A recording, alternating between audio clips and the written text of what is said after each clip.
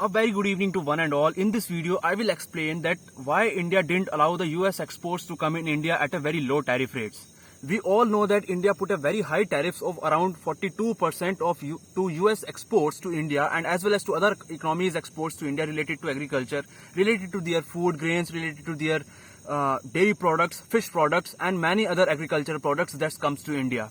So, and in return, we all know that President Trump could not negotiate it with India's terms and conditions that we were following to have a trade deal with United States of America, and we in return got a 50% Trump tariffs to us. So what is the reason behind that we didn't allow the US agricultural exports to India? So here the reason is in the agricultural condition of India. I'll tell you why. If I talk about the India's agricultural condition, agriculture provides 46% of India's whole employment, but it contributes only 18% in India's global GDP.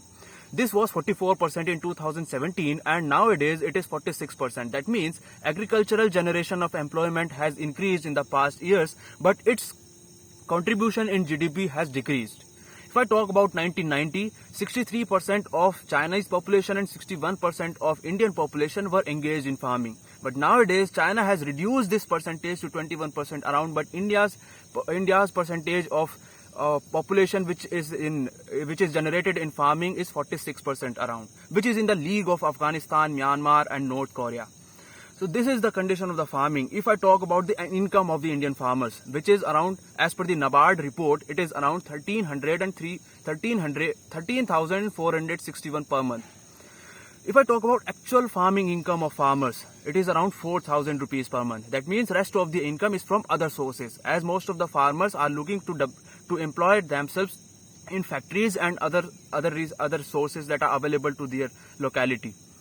So in this situation, there are the small farmers, there are also the big farmers. We all know that population growth in our country have already reduced the land holdings in our country.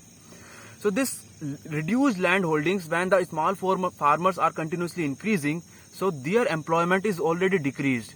In this inflation, the farmers' income have been reduced in this increasing inflation. So here we all know that this increased inflation have also increased the input cost of the farmers that they put to grow some amount of crops. And if they start exporting these crops to different parts of the world and as well as of India, so they generate some employment, they generate some economic development, and they generate some betterment of their family. So if we allow the US agricultural exports to us, so they will start competing with India's agricultural industry. And India's agricultural industry will go down, and this whole employment generation of 46% which agriculture is providing to our country will also be coming down. We all know that skill development is very poor in our country, and these people, those who are dependent on the farming in terms of employment, will again unemployed, because they are already unemployed, they are unskilled, they could not get their job in other sector. That's why they are employed in farming. Only 2% in US, 1% in UK, Germany, and 3% in Japan are engaged in farming. Meanwhile, India's population of 46% is engaged in farming. So it is very important for us to keep the stakes of farmer.